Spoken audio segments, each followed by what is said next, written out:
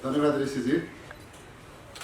देशमा आसीन विभिन्न राजनीतिक दलका आदरणीय नेताहरू, सम्पूर्ण सञ्चारकर्मी साथीहरू, यहाँलाई हार्दिक अभिवादन।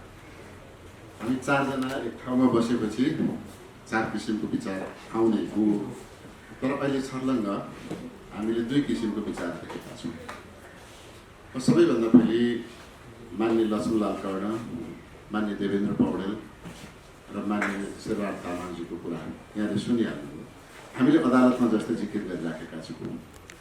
अदालतले यो विषयको विवादलाई निरूपण गरिदिइसक्यो कि त हामीले सर्वोच्च अदालतभन्दा माथि रहेर व्याख्या गर्नु पर्यो, होइन भने नेपालको संविधानले अन्तिम व्याख्याताको रूपमा अधिकार दिएको सर्वोच्च अदालतको व्याख्यालाई हामी सबैले मान्नुपर्नेछ। शेरबहादुर तामाङजी कानुन मन्त्री भइसकेका व्यक्ति, उहाँले मान्छु पनि भनिसक्नु भएको छ, पार्टीले पनि मान्छ। लक्ष्मणलाल कर्ण मान्यजीले पनि मान्छौँ भनिसक्नु भएको छ। थोरै राजनीतिक मुद्दा र क्षेत्रीय जातीय मुद्दाहरूका केही मुद्दाहरूलाई सम्बोधन गर्न बाँकी छ भन्नु। म के आग्रह गर्छु भने मूलत अहिलेको सरकार गठन अन्य बेलामा अविश्वास प्रस्तावबाट वा कुनै पनि राजनीतिक घटना वा दुर्घटनाबाट आकस्मिक रूपमा बन्ने सरकार जस्तो होइन। यो सरकार चाहिँ निवर्तमान प्रधानमन्त्री केपी शर्मा ओलीले गएको 2 वर्षदेखि निरन्तर संविधान बमोजिम सरकार चलाउनु पर्नेमा संविधानको घोडा चढेर प्रधानमन्त्रीले सरकार चलाउन थाल्नुभयो। मैले त अझै यहाँलाई स्पष्ट पारौँ, हामी कानुनका सबै जानकार छौँ। नेपालको प्रधानमन्त्री हुनका लागि केही योग्यता तोकेको छ। प्रतिनिधि सभाको सदस्य हुनुपर्छ, प्रतिनिधि सभामा बहुमत प्राप्त राजनीतिक दलको संसदीय दलको नेता हुनुहुन्छ। आज यहाँ 3जना कानुनविद हुनुहुन्छ। 2074 साल फागुन 20 गते प्रतिनिधि सभाको सदस्य मैले चाहिँ लिएँ, मैले छुटमा लिएको होइन। सबै हामीले सँगै 2074 साल फागुन 20 गते लियौँ। नेकपा एमाले र नेकपा माओवादीको तत्कालीन एकताको नेकपाको संसदीय दलको बैठक फागुन 25 गते बस्यो। दलको नेता फागुन 25 गते तोकियो, तर प्रधानमन्त्री हामीले कति गते बनायौँ? 2 गते बनायौँ। योग्यता पुग्यो। मेरो एसएलसीको रिजल्ट फागुनमा आउँदैछ भनेर माघमा खरदारको जागिर पाइन्छ? पाइँदैन। र हाम्रो संसदको व्यवस्थापिका नियमावलीले के भन्छ? प्रतिनिधि सभाको सदस्य भएको शपथ ग्रहण नलिएसम्म प्रतिनिधि सभाको हैसियतले बैठकसम्म बस्न पाइँदैन, बैठकमा प्रवेश गर्न पाइँदैन। तर उहाँ प्रधानमन्त्री हुनु। कसरी प्रधानमन्त्री? आज राष्ट्रपति जसरी अनुकूल हुनुभयो त्यसै गरी प्रधानमन्त्री नियुक्तिमा पनि अनुकूल हुनुभयो। त्यसैले संविधान बमोजिम त प्रधानमन्त्री आफै आउनुभएको थिएन र उहाँदेखि त्यही बेलादेखि उहाँले संविधानलाई ढ्याकुलाले मिचेर लैजानुभयो र पटक पटक मुलुकलाई जति बेला आफूलाई ऐन कानुन बनाउन मन लाग्छ संसद बाधक हुन्छ अनि संसद विघटन गर्ने अनि अध्यादेश ल्याउने, फेरि अदालतले संसद पुनर्स्थापना गरिदिन्छ, संसदमा नआउने, संसदलाई बिजनेस नदिने, अनि फेरि केही ऐन जबरजस्ती पास गर्नुपर्ने हुन्छ, फेरि विघटन गर्ने अनि अध्यादेश ल्याउने। त्यही अध्यादेश अन्तर्गत बजेट पनि आयो, त्यही अध्यादेश अन्तर्गत संवैधानिक नियुक्ति भयो, राजनीतिक नियुक्तिहरू भयो। त्यसकारण अहिले यो नेपालमा तत्कालीन सरकारले गरेका गैर संवैधानिक, गैर राजनीतिक, अनैतिक गतिविधिका विरुद्धमा सिङ्गो राजनीतिक दलहरूको मोर्चाबन्दी भयो। त्यसैले मैले भने यो सामान्य अवस्थामा बनेको सरकार होइन। यहाँलाई लाग्ला हामीलाई सरकारमा आउन मन लागेको भए, प्रधानमन्त्री मात्रै हटाउन मन लागेको भए अविश्वास प्रस्ताव पनि त आउँथ्यो। प्रधानमन्त्रीले ठाउँ ठाउँ भन्नुभयो, तत्कालीन प्रधानमन्त्रीले अविश्वास प्रस्ताव पनि नल्याउने, मलाई विश्वासको मत पनि नदिने। दुईटा एउटै कुरा होइन र? विश्वासको मत छैन भन्ने कुरा जुनसुकै प्रक्रियाबाट कुरा गरे पनि त भयो नि। यताबाट पक्रे पनि, अगाडिबाट पक्रे पनि कान पक्रिने हो, पछाडिबाट पक्रे पनि कान पक्रिने हो। उहाँलाई संसदको विश्वास छैन भनेपछि नैतिक रूपमा आज जसरी शेरबहादुर मान्यजीले भन्नुभयो कि बहुदलीय संसदीय लोकतान्त्रिक पद्धतिमा संसदको विश्वास नभएको प्रधानमन्त्री 1 मिनट बस्न सक्छ? 48 सालमा गिरिजाप्रसाद कोइरालाले नीति तथा कार्यक्रम प्रस्तुत गर्दा आफ्नै दलका सांसदहरूले भोट नहालेपछि उहाँले सरकार राजीनामा गर्नुभएको होइन र? त संसदमा आएर 275 जना सांसद भएको संसदमा 93 मात्रै पद संख्या प्राप्त भएपछि भलभटार पुगेर राजीनामा गर्नु पर्दैन? सर्वोच्च अदालतले परमादेशबाट बनेको सरकार भन्नुभएको छ। म अरूले भन्न सुहाउँछ, विद्यार्थीले भन्न सुहाउँछ, मलाई लाग्छ माननीय शेरबहादुर तामाङ शान्ति स्वभाव, बौद्धिक व्यक्ति, कानुन मन्त्री, कानुनविद पनि। परमा अदालतले प्रधानमन्त्री नियुक्ति गर्न चिठी लेखा हो र? नियुक्ति गर्नुपर्ने मान्छेले बदनियतपूर्ण ढङ्गबाट नगरेपछि न्याय खोज्न अदालत जाँदा देवेन्द्र पौडेल मान्यजीले भने जस्तै पानी नै परेको थियो, ठुलो पानी परेको थियो, ओत लाग्दै भिज्दै कोभिडको बेला ज्वरो आउला कि भनेर मुलुक बचाउनका लागि स्वास्थ्यको ख्याल नगरिकन हामी लाइन लागेर रिट दर्ता गरेका हौँ। म सानो उदाहरण दिन चाहन्छु। एउटा ए भन्ने व्यक्तिले बी भन्ने व्यक्तिको ऋण खायो, समयमा तिरेन, उसले अदालतमा गएर उजुरी गर्यो भने अब त्यो पैसा तिर्नुहोस् भनेर अदालतले फैसला गरिदियो भने कि अदालतले तिर भनेर तिरेको हुन्छ कि तिर्नु पर्ने भएर तिरेको हुन्छ। 149 जनाको सशरीर हस्ताक्षर गरेर राष्ट्रपति कार्यालयमा बुझाइसकेपछि त्यो पनि अघि समय भनिहाल्नु भयो, अदालतले त गुण तिरेको छ। राष्ट्रपतिले चाहिँ सबै दल मिलेर पनि होइन, व्यक्ति मिलेर बहुमत आउनुहोस् भन्दा 21 घण्टाको समय दिने। सर्वोच्च अदालतले ती रामशाहपथमा भएको सर्वोच्च अदालतले शीतल निवासलाई 28 घण्टाको समय दिएको छ। शपथ ग्रहण एकजनाको शपथ ग्रहण गराउन 28 घण्टाको टाइम दिएको छ। 275 मध्ये व्यक्ति भेला आउने समय चाहिँ 21 घण्टा। त्यहाँ बदनियत देखा पर्दैन? अवश्य बदनियत देखा पर्छ।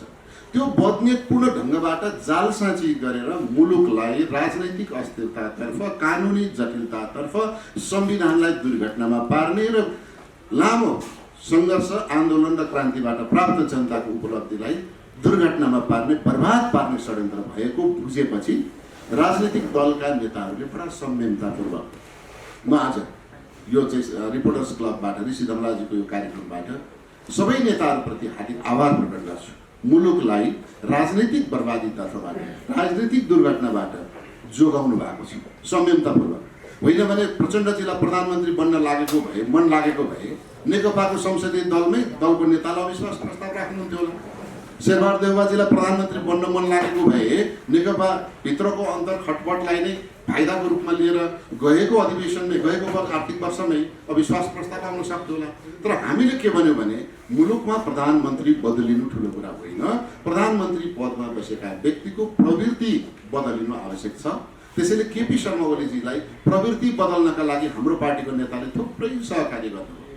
थुप्रै सहकार्य गर्दा यही रिपोर्टर्स क्लबमा तपाईँहरू सञ्चारकर्मी साथीहरू त्यतापट्टि बसेर के हो प्रतिपक्ष, कहाँ हो प्रतिपक्ष, कहाँ छ प्रतिपक्ष, काङ्ग्रेस किन सुतेको छ, काङ्ग्रेस किन निधाएको छ, केपी शर्मा ओलीले मुलुक डुबाइसके, तपाईँहरू कहाँ हुनुहुन्छ भनेर सोध्ने तपाईँहरू नै होइन हो नि सञ्चारकर्मी साथी। हामी के थियो भने व्यक्तिलाई सुधार्न सकिन्छ, प्रवृत्ति सुधार्न सकिन्छ कि मुलुकलाई सत्ता लोलुपताभन्दा माथि उठेर मुलुकलाई ठिक बाटोमा हिँडाउन सकिन्छ कि भन्ने कोसिस गऱ्यौँ हामीले। तर अन्ततोगतमा हामीले भिरबाट लड्ने गाईलाई राम राम भन्न सक्यौँ, काँध हाल्न सकेनौँ। बरु हाम्रो सभापति चाहिँ केपी शर्मा ओलीसँग मिलेको भने जस्तो गरेर पार्टीभित्र पनि आलोचना खप्न तयार भयौँ। तर मुलुकलाई राजनीतिक दुर्घटनामा लानुहुन्न भन्ने कुराको दृढ विश्वासका साथ सभापति अहिलेका प्रधानमन्त्री अगाडि बढ्नुभयो र अन्ततोगतमा हामी यो निर्णयमा आइपुग्यौँ। पहिलो संसद विघटन गर्दा सर्वोच्च अदालतले पहिलो कार्ड देखायो होइन। अहिले फुटबल भइराखेको हुनाले, भर्खरै सकिएको हुनाले हामीले फुटबलको उदाहरण दियौँ। रेफ्रीले पहिलो कार्ड देखाएकै हो, रेफ्रीले गेम खेल्या होइन। तर पहिलो कार्ड देखाउँदा नि पहिलो कार्ड च्याचुत पारेर रेफ्रीसँगै आइलागेपछि के गर्छ रेफ्रीले? फेरि जो अर्को फल्ट गरेपछि त्यही खेलाडीलाई दोस्रोपल्ट पहिलो कार्ड कहीँ दिइँदैन। पहिलोपल्ट पहिलो कार्ड देखाएपछि त्यही खेलाडीलाई दिनुपर्दा दोस्रो पटक सिधै रेड कार्ड दिने हो। त अहिले उहाँ रेड कार्ड खाएर बालकोट जानुभएको छ। हाम्रो आग्रह के छ भने अब उहाँले फेरि भनेको पनि छ अबको खेल खेल्न पाउनुहुन्न नि भनेको छ उहाँले अदालतको फैसलामा कि रेड कार्ड खाएको खेलाडीले फेरि त्यही टुर्नामेन्ट, त्यही म्याच खेल्न पाउँदैन र उहाँ अहिले त्यो म्याच खेल्न पाउनुहुन्न। अब रह्यो नेकपा एमाले भित्रको अन्तर्द्वन्द्वका कारणले विश्वासको मत पाउने कि नपाउने भने अहिलेको गठबन्धनमा नेकपा एमालेको निर्णयबाट यो गठबन्धन बन्या होइन। नेकपा एमाले भित्रको अन्तरसङ्घर्षका कारणले, नेकपा एमाले भित्रको राजनैतिक ध्रुवीकरणका कारणले, नेकपा एमाले भित्रका भएका विविध कारणले माधव नेपाल समूहले यो गठबन्धनमा अनौपचारिक औपचारिक रूपमा ऐक्यबद्धता जनाउँदै आउनु भएको छ र उहाँले पटक पटक राजनीतिक निर्णय गरेर म विश्वासको मत दिन्छु र संसद जुन मिसन छ संसदको पूर्ण आयुको कामना गरेर हामीले यो अभियान थालेको हुनाले संसदको पूर्ण आयु कार्यान्वयन गर्नका लागि भनेको पूर्ण आयु भनेको 5 वर्ष भनेको अब 16 महिना। यो पुरै कार्यान्वयन गर्नका लागि हाम्रो मिसन हो। त्यसैले त्यो मिसन सक्सेस गर्नका लागि सरकार टिकाउनुपर्छ, सरकारलाई विश्वासको मत दिनुपर्छ। सरकारलाई विश्वासको मत नदिने भनेको त मान्य शेरबहादुर तामाङजीले भने जस्तै फेरि अर्को चुनावको घोषणा हो। अर्को चुनावमा मध्यावधि हुँदैन। अब यो पूर्व अथवा चाहिँ अर्ली इलेक्सन हुनसक्छ, छिटो इलेक्सन हुनसक्छ अबको 6 महिना भनेको। त्यसैले त्यो इलेक्सनतर्फ पनि नेपाली कङ्ग्रेस पनि छैन, नेकपा माओवादी केन्द्र पनि छैन, जसपा पनि छैन र अरू दल पनि छैन। र मलाई लाग्छ सायद नेकपा एमालेमा केपी ओलीले नेतृत्व गर्नुभएको नेकपा एमालेमा हुनसक्छ, किनभने उहाँले 2 पटक चुनावमा जान रहर गरिसक्नुभयो। अब उहाँको रहर अर्को पार्टीले पुर्याइदियोस् भन्ने पनि हुनसक्छ। तर हामी के चाहन्छौँ भने मुलुक अहिले कोभिडको सङ्क्रमणबाट आक्रान्त छ। कोभिडको कारणले अर्थतन्त्र धराशायी बनेको छ। हरेक मानिसहरू घर फर्किन पाएका छैनन्, काममा फर्किन पाएका छैनन्, भोकमरी लागेको छ, गरिबी बढेको छ। यस्तो बेलामा फेरि अरबौँ रुपियाँ चुनावमा खर्च गरेर अनि निरर्थक अथवा कुनै पनि आर्थिक उपार्जन नहुने किसिमको, उत्पादन नहुने किसिमको, उत्पादन घटाउने किसिमको चुनावी बजेट बनाएर फेरि जानु उचित हुँदैन। त्यसो भएको हुनाले यो सरकारले विश्वासको मत प्राप्त गर्छ र कतै गर्न नहुने अथवा नहुने जस्तो आशंका भएमा अहिलेको प्रधानमन्त्री भनेको समन्वयकारी भूमिका गर्नका लागि साह्रै नै असल अनुभवी व्यक्ति हुनुहुन्छ। उहाँले धेरै पटक हङ पार्लियामेन्टको प्रधानमन्त्री बन्नुभएको छ। त्यसो भएको हुनाले उहाँले सबैसँग संवाद गर्नुहुन्छ। हिजोको तिक्ततालाई बिर्सिएर अब राष्ट्रिय राजनीतिलाई ठिक बाटोमा लैजानका लागि हिजो आफैले जानेर गर्नु पर्थ्यो, अब अदालतले जा भन्यो हामीलाई। त्यसो भएको हुनाले अदालतको आदेश अथवा परमादेशलाई सम्झेर होइन, हामीले उभिएको माटोमा, हामीले देखेका भोगेका जनताको बिचमा उभिएर अब यो मुलुकलाई ठिक बाटोमा लैजानका लागि हामी सबैले राष्ट्रिय सहमतिको वातावरण बनाउनुपर्छ। त्यो अघि नै देवेन्द्र मान्यजीले भनिसक्नुभयो, कसको नाममा कसको बारेमा हुन्छ भन्दा प्रधानमन्त्री शेरबहादुर देउवालाई बनाउनेमा सहमति भयो। अब हामीले राष्ट्रिय सहमतिको वातावरण बनाउनका लागि स्वयं प्रधानमन्त्रीले त्यो पहल गर्नुपर्छ। पहल गरिसकेपछि मलाई लाग्छ अधिकतम विश्वासको मत प्राप्त हुन्छ। त्यो प्राप्त भइसकेपछि औपचारिक रूपमा संविधान बमोजिम निर्वाचन हुन्छ, 5 वर्षको आयु हुन्छ संसदको, सरकारको आयु लम्बिन्छ। त्यस पछाडि आगामी दिनमा गर्नुपर्ने कामहरू जे बाँकी छ त्यो गरोस् भन्नुभएको छ शेरबहादुर तामाङजीले। मलाई लाग्छ राम्रा कामहरू, असल कामहरूको निरन्तरता हुनेछ। गैर संवैधानिक, गैर कानुनी, बेथिति बढाउने, जनताबाट आलोचना भएका कामहरू स्वाभाविक हिसाबले पछाडि पर्नेछन् भन्ने म यो विश्वास दिलाउन चाहन्छु। नियुक्तिको सम्बन्धमा त्यस कानुनी प्रश्न उठ्छ। जुन राजनैतिक नियुक्तिहरू छन् अथवा त्यो ठाडो नियुक्तिहरू भएका छन् त्यसलाई सरकारले विवेकपूर्ण ढङ्गबाट निर्णय गर्छ। जुन कुराहरू कानुनी गैर कानुनी ढङ्गबाट भएका छन् त्यसको कानुनी बाटोबाट नै निरूपण गरिनेछ, कानुनी उपायहरू खोजिनेछ। तर धेरै मलाई लाग्छ संवैधानिक परिषदलाई छलेर, संसदलाई छलेर, संसदीय सुनवाईहरूलाई छलेर भएका नियुक्तिहरू अथवा पर्दा पछाडिबाट अँध्यारो कोठामा भएका नियुक्तिहरू बदर गरिपाउँ भनेर अदालतमै रिट निवेदन परेका छन्। त्यसका लागि अदालतको आदेश पर्खनु पर्ने नै हुनुहुन्छ होला। त्यसैले काङ्ग्रेस कानुनभन्दा बाहिर, काङ्ग्रेस विधिभन्दा बाहिर र काङ्ग्रेस न्याय निरूपण गर्ने वैधानिक प्रक्रियाभन्दा बाहिर गएर केही पनि निर्णय गर्दैन। र अहिले मुलुकलाई जे आरोपबाट केपी शर्मा ओलीले मुलुकलाई कानुन बमोजिम चलाउनु भएन भनेका छौँ, त्यसै हुनाले हामी कानुन बमोजिम फेरि पनि त्यही बाटो दोहोऱ्याउँदैनौँ, हामी ठिक बाटोमा जान्छौँ र त्यही अनुसार कानुनी बाटोबाट नै सबै कुराको निरूपण गर्छौँ। राजनीतिक दलहरू मिलेर गठबन्धन बनेको छ। विगतका गठबन्धनहरूमा तिक्तताका कारणले गठबन्धन नटिकेको हामीसँग अनुभव छ। त्यसैले यो गठबन्धनको आयु आउने चुनावसम्म निरन्तर कायम राख्दै विश्वासको मत प्राप्त गर्नुपर्ने भएको हुनाले ती सबै कुरालाई ख्याल गरेर यथाशीघ्र मन्त्री परिषदको विस्तार हुन्छ, मन्त्रीमण्डलको विस्तार हुन्छ र सोही अनुसार सबै दलको सहमतिबाट सरकार बनाउने भएको हुनाले बढीमा 1 हप्ताको समय लाग्छ भन्ने मेरो अनुमान छ। मलाई लाग्छ 1 हप्ता, किनभने यो चाहिँ फेरि ठ्याक्कै दसैँको तिहारको मिति तोके जस्तो विषय होइन, राजनीतिक विषय। गत 76 सालदेखि नेकपाभित्रको खटपट अहिले 78 सालमा आइपुग्यो भने होइन, छिटो टुङ्ग्याउनुपर्छ भनेको कुरा त आइपुग्यो भने मन्त्री परिषद गठन गर्ने कुरा, विस्तार गर्ने कुरा चाहिँ केही समय दलहरूको बिचमा छलफल हुन्छ, दलहरूका आफ्ना किसिमका अडान हुन्छन्, ती अडानहरूमा छलफल संवादहरू हुन्छ, त्यसबाट निस्केको निष्कर्षका आधारमा सहमति कायम गर्नुपर्ने भएको हुनाले अब मलाई लाग्छ, मेरो अनुमान सबै नेताहरू चाहिँ द्रुत गतिमा लाग्नु भएको छ। हिजो पनि छलफल भयो, आज पनि छलफल भइराखेको छ र यसले निरन्तरता पाउँछ र छिटै नै हामीसँग टाइम छैन, किनभने अहिले यो चाहिँ अतिरिक्त समयमा हामी राजनीतिमा कामहरू गरिराखेका छौँ। त्यसो भएको हुनाले जनताहरू आतुर छन्, हामी ढिलो गरी आइपुगेका छौँ, हामीले छिटो सबै निर्णय गर्नुपर्छ। 1 हप्ताभन्दा बढी नजाला भन्ने विश्वास छ। त्यसमा तपाईँ माधवमा नेपाल समूहलाई सरकारमा ल्याउनु हो? होइन, सरकारमा सबै आउनुहोस् भन्ने हाम्रो आग्रह छ। सबै आउनुहोस्।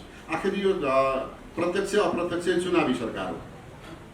यो वैधानिक ढङ्गबाट विगतको चुनावमा किन भाग नलिएको भनेर शेरबहादुर तामाङ मान्यजीले उठाउनु भएको छ। विगतको चुनाव असंवैधानिक भयो, लहरमा घोषणा गरियो। यो विधि सम्मत भएको भए हामी भाग लिन्थ्यौँ। त्यसैले हामीले के भन्यौँ भने विधि सम्मत आउनुपर्छ। विधि सम्मत भनेको संविधानले संसदको आयु 5 वर्ष तोकेको छ। त्यो 5 वर्षका लागि 5वटा धारा छन्। धारा 1, उपधारा 76 को 1, 2, 3, 5 र 7।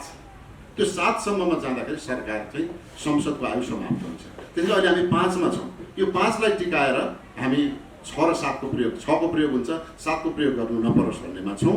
यदि 7 को प्रयोग गर्नु पर्यो भने यो संसदको आयु कम हुन्छ। त्यसैले हाम्रो यो गठबन्धनको लक्ष्य संसदको आयु घटाउने होइन, संसदको आयु पुरा उपयोग गर्ने भएको हुनाले अब हामी सबैलाई सरकारमा आग्रह गर्छौँ। सरकारमा आउने वातावरण छैन। लक्ष्मीनारायण मान्यजीले भने जस्तै भने म उहाँलाई स्मरण गराउन चाहन्छु, संसदमा आज त्यही पार्टी हो जुन पार्टीका कारणले संविधान संशोधन प्रस्ताव पास भएन, पेसै भएन। देवेन्द्र मान्यजी यही हुनुहुन्छ।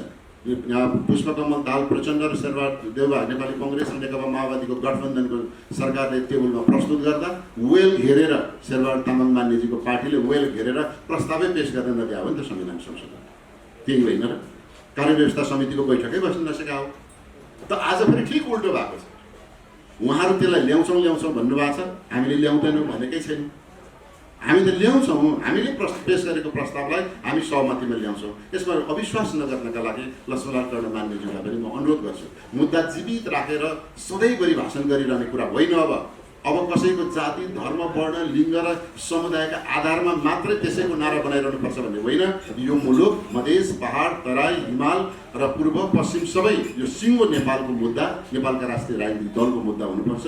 एक ठाउँ बसौँ, छलफल गरौँ र यसलाई राष्ट्रिय राजनीतिक मुद्दा बनाएर यसलाई समाधान गर्नका लागि हामी सबै एक ठाउँमा बसौँ। म आग्रह गर्छु, सरकारमा बसेर गर्न सकिन्छ, सरकारमा बसौँ, स्वागत छ।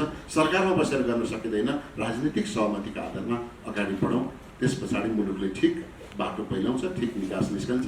अरू केही नभए पनि जनताले कोभिडको महामारीमा राजनीतिक अर्को दुर्घटना खप्नु पर्दैन। यस बाटोतर्फ जाउँ भन्ने लाग्छ। धन्यवाद।